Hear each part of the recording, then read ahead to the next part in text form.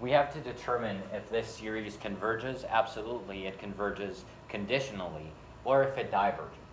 So the first thing you want to do is take the absolute value of the series to do the absolute value test. So we take the same series, and if we absolute value a sub n, which is this entire stuff, you're going to get 1 over the natural log of n. 1 over the natural log of n, because this right here blinks on and off between -1 and 1, but if we absolute value that, it's obviously just going to be 1. You're never going to get a different value from plugging in numbers into n besides -1 or 1, and this is just going to be the positive side of that. So now, with the absolute value test, you could use any test. You could use any test to check for convergence or divergence. So you could do a comparison test, you could do whatever. So I'm going to do a comparison test to something which I know that this is greater than. To something that I know that this is greater than, which is the series 1 over n.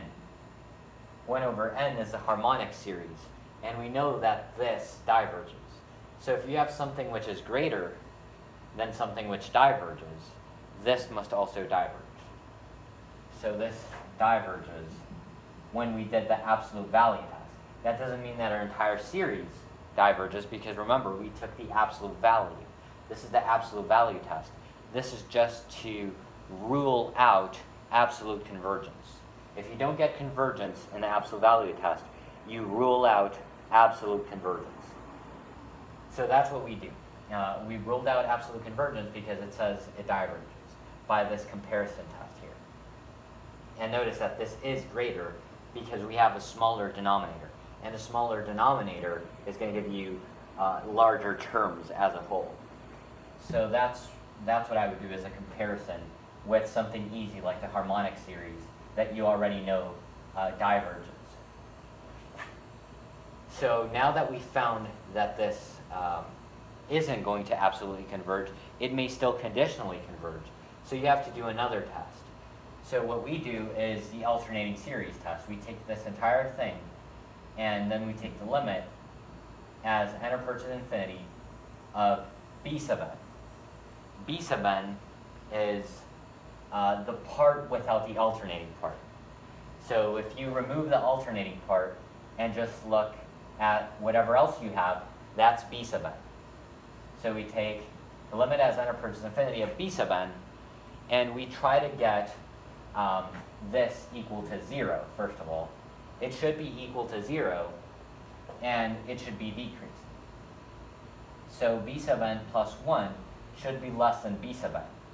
That's what it means to be decreasing, because the next term in the series is going to be smaller than the previous term, so that means you're decreasing. So if it meets both of these conditions, then it converges.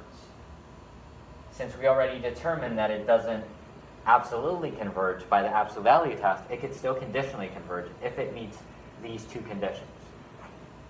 So b sub n is going to be, remember, it's the part without the -1 to the n, without the alternating part. So it's basically just like before, as if we had taken the absolute value. It's just this. And if we plug in infinity, we do get 1 divided by infinity, which is 0, because natural log of infinity is infinity. And now we just have to check that b sub n plus 1 is less. And obviously it is, because that would be this, which is less than the natural log of n. And you could prove that to yourself, that larger terms here are going to be smaller because you have a larger denominator, therefore a smaller term. So this does converge, but it converges conditionally. It conditionally converges.